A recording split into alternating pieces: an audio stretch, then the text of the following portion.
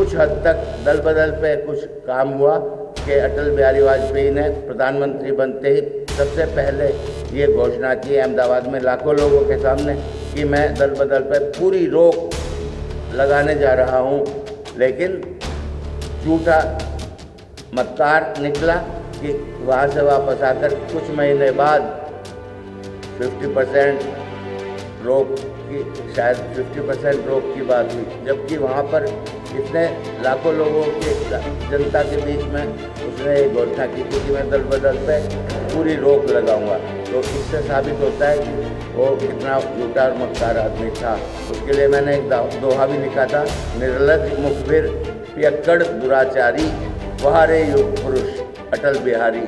क्या दी इमरजेंसी में बंद किए इंदिरा गांधी ने, और आप कह रहे हो गोल्डन पीरियड था। गोल्डन पीरियड था क्योंकि जितनी भी खराबियां थी वो टाइम, क्योंकि प्यार से अगर कोई ना माने तो डंडे का भी इस्तेमाल करना भी लग रहा, जो प्यार से नहीं मारे वो भी डंडे से चला रहे, क्या पता उनका भी यही इनके करने में ये तो कुछ करेंगे। ये तो सिर्फ अब इनके जो साथी हैं कैपिटलिस्ट उनका साथ दे रहे हैं। राइट टू रिकॉल और सिंबल को हटाना और दल बदल को ख़त्म करना और आरक्षण को भी ख़त्म करना, इन सारी बातों से ही असल स्वच्छता हमारे देश में आएगी, ना कि मंदिर मार्ग पे बिरला मंदिर के पास में जो पुलिस स्टेशन है वहाँ पर इस जो प्रधानमंत्री है मोदी, इसने वहाँ पे जाके सबसे पहले वहाँ पे झाड़ू लगाई थी पुलिस स्टेशन में। तो एक प्राइम मिनिस्टर कहीं पे जाके झाड़ू लगावे, इससे ज़्यादा शर्म की बात कोई नहीं। उसने अपनी मैं आपसे जो सवाल पूछे उसमें आपसे ये सवाल कहा कि आपने अपने भारतीय जनता पार्टी को भी टारगेट किया। अगर नेहरू जी की बात की जाए 15 कमेटी में से 12 कमेटी उनके वकील पटेल जी को पसंद करते हैं। मैं उसी बात पर तो आ रहा हूँ कि आरक्षण समाप्ति अभियान का कन्वीनर हूँ और एक फिल्म प्रोड्यूसर भी हूँ जो देशभक्ति की फिल्में बनाने का काम कर रहे हैं हम, मेरिट इंडिया फिल्म्स के नाम से। अखबारों का भी एक समूह है, दैनिक आर्यावत समाचार पत्र, जो कभी अंग्रेज़ों के खिलाफ उस ज़माने में महाराजा दरभंगा ने शुरू किया था। उनकी औलाद ने उसको चलाना नहीं चाहा तो फिर हमने उसको खरीद लिया और द नेशन भी खरीदने के कगार पे पहुँचे हुए। द नेशन भी उनका अंग्रेजी का अखबार, वो भी हम लेने जा रहे हैं। अपने बारे में मैंने काफ़ी कुछ बता दिया मेरे ख्याल से। अब मैं जो बात कहने जा रहा हूँ वो ये है कि मैं गांधीवादी कांग्रेसी नहीं हूँ, साफ बात है।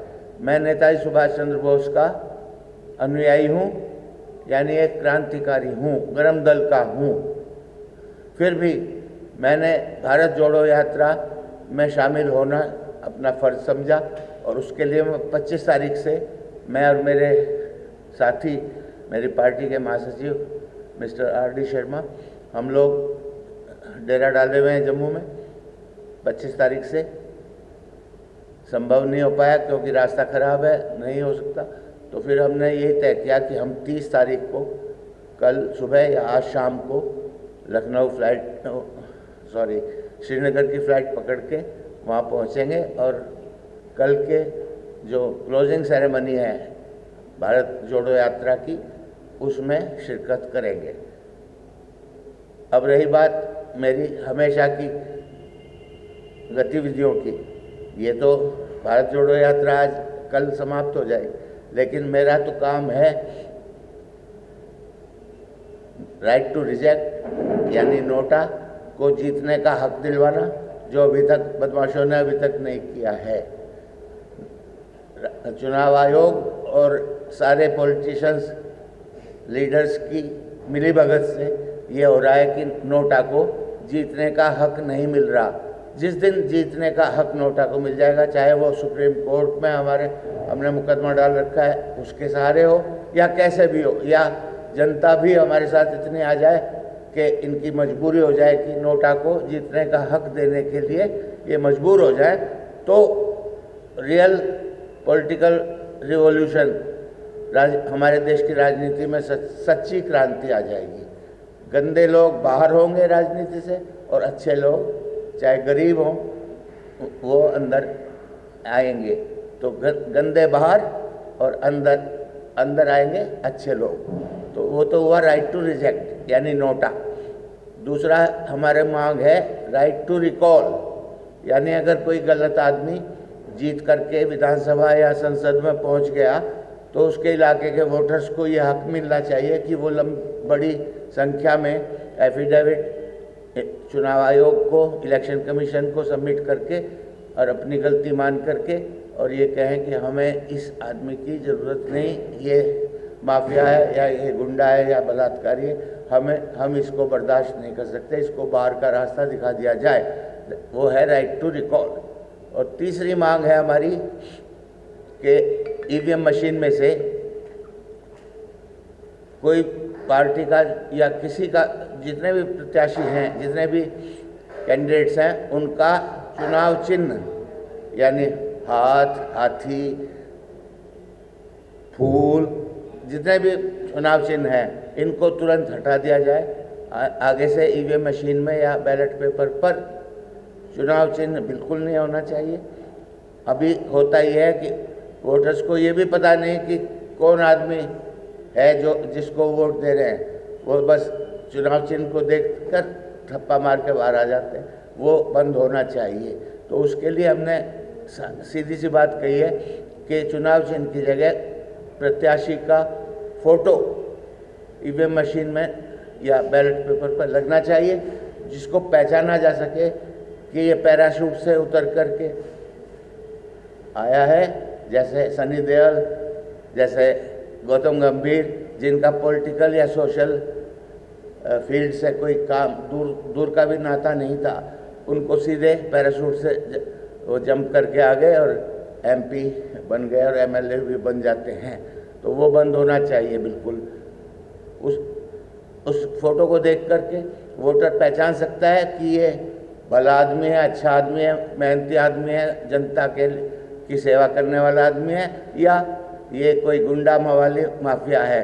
तो तब वोटर को उस आदमी की पहचान करके और ये मौका मिल जाएगा कि वो उस आदमी को वोट दें या नोटा पे वोट दें।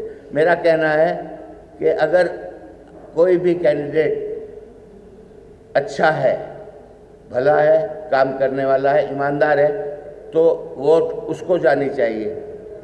और अगर कोई भी कैंडिडेट अच्छा, ईमानदार, भला आदमी नहीं है तो वोट नोटा पे जानी चाहिए। वोट जरूर जानी चाहिए। वोट देना हर एक वोटर का सबसे पहला कर्तव्य होना चाहिए। तो वोट, चाहे वो अगर सारे कैंडिडेट बुरे हैं तो उनकी जगह नोटा को अल्टरनेटिव मान करके वोट दिया जाए। वोट जरूर दिया जाए, घर पे बैठ के या घर पे रुकना नहीं चाहिए। अगर आदमी जो जितने वोटर्स हैं, जितने कैंडिडेट्स हैं, सारे गंदे हैं, तब भी उनको वोट ना दे करके नोटा को जाकर वोट दें, लेकिन दे में जरूर। ये बात हुई इसकी right to reject, right to recall और इलेक्शन सिंबल की जगह फोटो, कैंडिडेट्स का फोटो होना चाहिए। ये बात यहाँ पर हुई। दूसरी बात है हमारी आरक्षण की, रिजर्वेशन पॉलिसी। वो किसी भी सूरत में, किसी भी रूप में आरक्षण नहीं होना चाहिए। आरक्षण को ख़त्म होना चाहिए। मेरिट बेस्ड सोसाइटी होनी चाहिए, मेरिट बेस्ड सारा सिस्टम होना चाहिए। तो उसके लिए हमारे वोटर्स को भी ये ज्ञान होना चाहिए कि जो ये लोग कर रहे हैं ये गलत कर रहे हैं, और उनके झांसे में या उनके दिखावे में या उनके ड्रामे में नहीं पड़ना चाहिए और वास्तविकता को समझना चाहिए।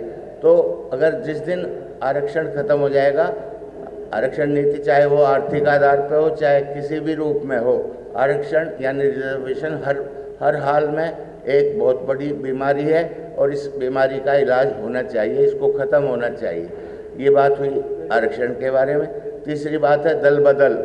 दल बदल जब तक रहेगा, हमने इसके लिए, इन सारी बातों के लिए सन 98 में 98 में राजघाट गांधी समाधि पर 108 दिन लंबा धरना किया था, फरवरी से लेकर जून तक। ये सारी बातें तब से हम इन सारी बातों पर निरंतर काम कर रहे हैं। हमने अपने ट्रैक को चेंज नहीं किया है। उसमें से कुछ हद तक दल बदल पे कुछ काम हुआ कि अटल बिहारी वाजपेयी ने प्रधानमंत्री बनते ही सबसे पहले ये घोषणा की अहमदाबाद में लाखों लोगों के सामने कि मैं दल बदल पे पूरी रोक लगाने जा रहा हूँ, लेकिन झूठा मक्कार निकला कि वहाँ से वापस आकर कुछ महीने बाद 50% रोक की, शायद 50% रोक की बात हुई, जबकि वहाँ पर इतने लाखों लोगों के जनता के बीच में उसने ये घोषणा की थी कि मैं दल बदल पे पूरी रोक लगाऊंगा। तो इससे साबित होता है कि वो कितना झूठा और मक्कार आदमी था। उसके लिए मैंने एक दोहा भी लिखा था, निर्लज्ज मुखबिर पियक्कड़ दुराचारी वहारे युग पुरुष अटल बिहारी। यानी बेशर्मी की हद है कि अब लाखों लोगों के सामने कुछ अनाउंस करके, घोषणा करके उसके बाद में उस बात से हट जाए। तो ये बात हुई दल बदल की। इन सारी बातों को देखते हुए, लेते हुए अगर मैं तो ये कहता हूँ कि जैसे ये जो 3 मांग मैंने रखी थी, right to reject, right to recall और सिंबल को हटाना और दल बदल को ख़त्म करना और आरक्षण को भी ख़त्म करना, इन सारी बातों से ही असल स्वच्छता हमारे देश में आएगी, ना कि मंदिर मार्ग पे बिरला मंदिर के पास में जो पुलिस स्टेशन है वहाँ पर इस जो प्रधानमंत्री है मोदी, इसने वहाँ पे जाके सबसे पहले वहाँ पे झाड़ू लगाई थी पुलिस स्टेशन में। तो एक प्राइम मिनिस्टर कहीं पे जाके झाड़ू लगावे, इससे ज़्यादा शर्म की बात कोई नहीं। उसने अपनी डिग्निटी को बिल्कुल गड्ढे में डाल के सिर्फ वोट बैंक बनाने के लिए कि झाड़ू वाले भी उसको टोटल वोट देवें, जिनका काम झाड़ू लगाना है वो अपना काम करें। प्रधानमंत्री को ना तो कभी किसी ने ये काम किया होगा, ना कोई आगे से कोई प्रधानमंत्री ऐसा काम करेगा कि पुलिस स्टेशन में यानी थाने में जा कर के, जहाँ पे पुलिस के कांस्टेबल और जो भी पुलिस के लोग हैं वो देख के अंदर मुस्कुरा रहे हैं कि देखा हमारे थाने में झाड़ू भी लगाई जाती है प्रधानमंत्री से। तो ये सारी नॉनसेंसिकल इनकी हरकतें होती है। तो इन बातों को देखते हुए मैं ये घोषणा करता हूँ कि मेरी उम्र अभी 73 है और मैंने सेंचुरी मारने का इरादा रखा है। तो सेंचुरी पूरी होने तक मैं इन सारी बातों को right to reject, right to recall, symbol को हटवाना, ये तो तुरंत करवाऊंगा। 1-2 साल के अंदर ही मैं उसके लिए पूरा प्रयास कर रहा हूँ। सुप्रीम कोर्ट में हम लोग गए हुए हैं। और दल बदल और आरक्षण इनको ख़त्म होने में टाइम लग सकता है, लेकिन ख़त्म तो होगा, नहीं तो हमारा देश और हमारी राजनीति बिल्कुल गड्ढे में चले जाएंगे। अब इस बात में अगर आपकी तरफ से कोई सवाल हो तो मैं आपका स्वागत करता हूँ। मौजूदा जो प्रशासन है या मौजूदा जो सरकार है उसके प्रति आपकी बातों में काफ़ी घृणा दिखाई दी है। घृणा नहीं कही आपने है। जितनी भी एग्जाम्पल दिया है, मौजूदा जो केंद्र में सरकार है या एक ही दल से जुड़े हुए व्यक्तियों के लिए भी जो नहीं, सबसे पहले मैंने बंधु सबसे पहले मैंने ये कहा कि मैं गांधीयन नहीं हूँ, गांधीवादी कांग्रेसी नहीं हूँ। तो मैं कांग्रेस से भी मेरा कोई लेना देना नहीं है। भाजपा जो कभी जनसंघ के नाम से हुआ करती थी, जिसका दीपक जलता हुआ दीपक निशान होता था, प्रोफेसर बलराज माधोक उसके प्रेसिडेंट हुआ करते थे और अटल बिहारी वाजपेयी और लाल कृष्ण आडवाणी दोनों उनके खास थे, सेक्रेटरी होते थे। उनके छाती पर पैर रख के आगे बढ़ गए। सारी जो ताकत थी जनसंघ की हिंदुत्व के नाम पे, वो सारी समेट करके पैसे वालों को अपने साथ लगा करके इन्होंने भाजपा बना ली थी। प्रोफेसर बलराज माधोक वास्तव में हिंदुत्ववादी थे, मैं उनकी बहुत कदर करता था। ये जो कुछ भी कर रहे हैं, ये ड्रामा कर रहे हैं। जो एक एग्जाम्पल देता हूँ, ये मोदी कई बार ये पब्लिकली कह चुके हैं कि मैं अंबेडकर का दुनिया का सबसे बड़ा भक्त हूँ। तो जो अंबेडकर का भक्त है और वो भी सबसे बड़ा भक्त अंबेडकर का हो, वो कभी भी हमारे हिंदू देवी देवताओं का सम्मान नहीं कर सकता। ये ड्रामा करता है। वहाँ पे केदारनाथ में एक नकली वो बना रखी है गुफा, उसमें बैठ के ये अम्बेडकर जी ने तो अपने सारे जीवन में कभी इस तरह का वक्तव्य नहीं दिया कि वो हिंदू समाज का या हिंदू देवी देवताओं का सम्मान नहीं करते। नहीं, उन्होंने बिल्कुल, क्या बात कर रहे हैं आप। उनके अनुयायियों को भी सबको ले लो अपने साथ में। तिलक तराजू और तलवार, इनको मारो जूते चार, ब्राह्मण को पहचान के मारो जूता तान के, ये उसके अंबेडकर के अनुयायियों की बात थी। और अंबेडकर इतनी घृणा करता था हिंदू समाज से कि, और भारत से भी, कि 15 अगस्त सन 47 को पूरे देश के सारे जो नेता थे, बड़े बड़े नेता, वो तो जवाहरलाल नेहरू के साथ झंडा फहरा रहे थे, और वो लंदन में बैठा हुआ अंग्रेजों से आखिरी दम तक ये कह रहा था कि अंग्रेजों भारत मत छोड़ो। अच्छा, ये जो नोटा की बात कर रहे हैं सर, सिर्फ नोटा की बात कर रहे हैं, लोकतंत्र देश में एक नोटा कोई विकल्प तो है ही नहीं, है ना। नोटा का विकल्प, नोटा ही तो विकल्प है। अगर वोट ही नहीं डालेंगे लोकतंत्र का क्या, मैंने क्या नहीं, वोट पड़नी चाहिए। आपने सुना नहीं, मैंने कहा कि अच्छे आदमी को ढूंढ के वोट पड़नी चाहिए। अगर अच्छा आदमी एक भी ना हो जो कैंडिडेट हैं, तो नोटा पे वोट पड़नी चाहिए। वोट जरूर पड़नी चाहिए। वोट चाहे नोटा पे पड़े, चाहे किसी कैंडिडेट पे पड़े, लेकिन वोट डालने जरूर जाया जाए, ये बेहद जरूरी है। मेरे साथी बंधु ने आपसे जो सवाल पूछे, उसमें आपसे ये जो सवाल कहा कि आपने अभी तक भारतीय जनता पार्टी को ही टारगेट किया। अगर नेहरू जी की बात की जाए, 15 कमेटी में से 12 कमेटी उनके विपरीत पटेल जी को पसंद करते थे। मैं उसी बात पर तो आ रहा हूँ कि जब अंबेडकर 15 अगस्त सन 47 तक भी ये कोशिश कर रहा था लंदन में बैठा हुआ कि हिंदुस्तान को आज़ाद ना करें, हिंदुस्तान ना छोड़ें, तो उन्होंने कहा था कि डोंट वरी, जिनको हमने वहाँ पे सत्ता सौंपी है, उनको हुक्म दे दिया जाएगा कि तुम्हारा अच्छी तरह से ख्याल रखे। इसलिए वो कांग्रेसी ना होने पर भी, और गांधी नेहरू का कट्टर शत्रु होने के बावजूद भी, उसको ब्रिटिशर्स के आदेश पर नेहरू ने कानून मंत्री जैसी जो बहुत ही इम्पोर्टेंट पोस्ट थी वो दी थी। वो अदरवाइज वो गांधी नेहरू का पक्का शत्रु था, और गांधी नेहरू भी उसको बिल्कुल पसंद नहीं करते थे।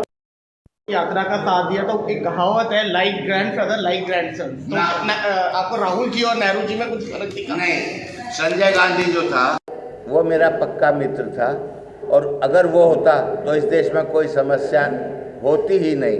अब उसी लाइन पे संजय गांधी का बेटा वरुण गांधी, वो अगर इनके साथ आ जाए, जिसकी हमारी तरफ से पे पड़े, चाहे किसी कैंडिडेट पे पड़े, लेकिन वोट डालने जरूर जाया जाए, ये बेहद जरूरी है। मेरे साथी बंधु ने आपसे जो सवाल पूछे, उसमें आपसे ये जो सवाल कहा कि आपने अभी तक भारतीय जनता पार्टी को ही टारगेट किया। अगर नेहरू जी की बात की जाए, 15 कमेटी में से 12 कमेटी उनके विपरीत पटेल जी को पसंद करते थे। मैं उसी बात पर तो आ रहा हूँ कि जब अंबेडकर 15 अगस्त सन 47 तक भी ये कोशिश कर रहा था लंदन में बैठा हुआ कि हिंदुस्तान को आज़ाद ना करें, हिंदुस्तान ना छोड़ें, तो उन्होंने कहा था कि डोंट वरी, जिनको हमने वहाँ पे सत्ता सौंपी है, उनको हुक्म दे दिया जाएगा कि तुम्हारा अच्छी तरह से ख्याल रखे। इसलिए वो कांग्रेसी ना होने पर भी, और गांधी नेहरू का कट्टर शत्रु होने के बावजूद भी, उसको ब्रिटिशर्स के आदेश पर नेहरू ने कानून मंत्री जैसी जो बहुत ही इम्पोर्टेंट पोस्ट थी वो दी थी। वो अदरवाइज वो गांधी नेहरू का पक्का शत्रु था, और गांधी नेहरू भी उसको बिल्कुल पसंद नहीं करते थे। यात्रा का साथ दिया, तो एक कहावत है, लाइक ग्रैंडफादर लाइक ग्रैंडसन। तो आपको राहुल जी और नेहरू जी में कुछ फर्क दिखा? नहीं, संजय गांधी जो था वो मेरा पक्का मित्र था, और अगर वो होता तो इस देश में कोई समस्या होती ही नहीं। अब उसी लाइन पे संजय गांधी का बेटा वरुण गांधी, वो अगर इनके साथ आ जाए, जिसकी हमारी तरफ से भी कोशिश है कि वो ये सारे एक साथ हो जाएं, तो बहुत कुछ सुधर सकता है। मैं ना तो कांग्रेसी हूँ, ना मैं भाजपाई हूँ, मैं तो सिर्फ ये चाहता हूँ कि हमारे देश की राजनीति और हमारे देश की सामाजिक स्थिति वो जितनी बिगड़ चुकी उसको वापस सुधारा जा सके। तो आप ज्वाइन करेंगे जो भारत जोड़ो यात्रा के एंडिंग? हाँ, जो क्लोजिंग सेरेमनी है कम से कम मैं तो अपनी मौजूदगी दिखा दूंगा, वरना मैं सारे काम छोड़ के 25 तारीख की सुबह यहाँ आ गया था ये सोच करके कि यहाँ से दोपहर तक मैं वहाँ पहुँच जाऊँगा। लेकिन जब पता चला कि 26 को बंद है, तो 26 को यात्रा होगी ही नहीं और 25 को भी कुछ खास वो नहीं है, तो उसके बाद 27 भी हो गई, 28 भी हो गई, आज 29 है। वो एक सिंबॉलिक यात्रा तो मेरे ख्याल में चल रही है, लेकिन वो उसमें मेरे ख्याल में राहुल गांधी खुद शामिल नहीं है। वो 30 तारीख की सुबह जो समापन समारोह होगा, क्लोजिंग सेरेमनी होगी, उसमें ज़रूर होंगे वो, और मैं भी उसमें ज़रूर होऊंगा। मैं उनको ये कहूँगा कि साफ साफ कि मैं कांग्रेसी, तुम्हारा जो नरम दल का कांग्रेसी नहीं हूँ, मैं कांग्रेसी मुझे कहा जा सकता है, लेकिन मैं गरम दल का हूँ। अगर तुम भी गरम दल के कांग्रेसी बनो तो मैं तुम्हारा साथ देने के लिए हमेशा के लिए तैयार हूँ। अच्छा हाँ, एक खास तो जो लास्ट बात है बंधुओं, मैं ये कहता हूँ कि जो हम तो अपनी लड़ाई, ये देश की लड़ाई है, इसको लड़ ही रहे हैं, लेकिन मीडिया, आज हालात ये हैं कि मीडिया को इन्होंने जर खरीद गुलाम बना लिया है। जो मीडिया के मालिक हैं, सारे चैनल्स के मालिक हैं, वो सारे कैपिटलिस्ट हैं और जो उनको हुक्म मिलता है, एडिटर उसके हिसाब से काम करते थे। पहले एडिटर अपने मन की मर्जी से काम करते थे, अब इतना फ़र्क आ गया। अब ये एनडीटीवी तक, एनडीटीवी की बात बताऊं, एनडीटीवी आखिरी था मीडिया में जो उससे टक्कर ले रहा था, उसको भी अडानी के द्वारा खरीद लिया गया। तो ये इसका मतलब अब तो शायद मीडिया में कोई बचा होगा, लेकिन मैं आप जैसे सारे साथियों को ये कहता हूँ कि मीडिया पर्सन होने के नाते, पत्रकार होने के नाते आप अपने फ़र्ज़ को निभाओ, और ये सारी दुष्टता जो हो रही है, जो हिटलरशाही हमारे देश में फैलती जा रही है, उसका खात्मा होना चाहिए। हिटलरशाही की ज़रूरत नहीं है। एक शेर भी मैंने कहा है इसके लिए, ये स्याह दौर अब बहुत जल्द ही ख़त्म होगा। सिंह साहब, ये स्याह दौर अब बहुत जल्द ही ख़त्म होगा, बहुत बुलंद जहां में फिर हिंद का परचम होगा। शुक्रिया, शुक्रिया। जो कुछ हो रहा है, ये हमारे देश का जो काला वक्त है, बिल्कुल डार्क फेज, ये वो चल रहा है। इस पर अंकुश लगना बेहद ज़रूरी है, जिसमें आप लोग सबसे ज़्यादा ताकतवर हैं। आप लोग हमारे साथ। आपको लगता है इमरजेंसी का दौर चल रहा है? इमरजेंसी का वो जो थी इमरजेंसी, वो तो that was golden period of India. Quit India से ज़्यादा आज़ादी इमरजेंसी में बंद किए इंदिरा गांधी ने, और आप कह रहे हैं वो गोल्डन पीरियड था? गोल्डन पीरियड था, क्योंकि जितनी भी खराबियां थी वो टाइम, क्योंकि प्यार से अगर कोई ना माने तो डंडे का भी इस्तेमाल करना। भी लग रहा जो प्यार से नहीं मार रहे वो भी डंडे से चला रहे, क्या पता उनका भी यही। इनके करने में ये तो कुछ कर ही नहीं, ये तो सिर्फ अब इनके जो साथी हैं कैपिटलिस्ट, उनका साथ दे रहे हैं। ये कुछ भी नहीं कर रहे।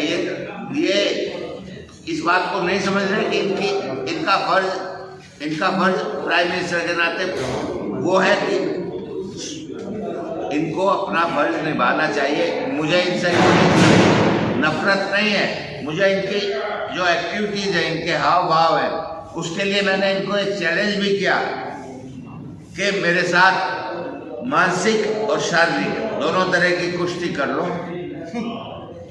अगर मैं हार जाऊं तो जिंदगी भर गुलामी करूंगा, एक सपने में भी एक शब्द तुम्हारे खिलाफ नहीं बोलूंगा।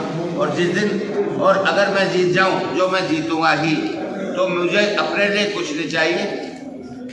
मुझे सिर्फ ये चाहिए कि तुमने जो झूठे सच्चे वादे पब्लिक के साथ किए हैं उनको पूरा करो, और आगे से कान पकड़ो कि अब कोई झूठा वादा नहीं करूंगा, अब कोई ड्रामेबाजी नहीं करूंगा। बहुत अच्छा प्रयास आपका।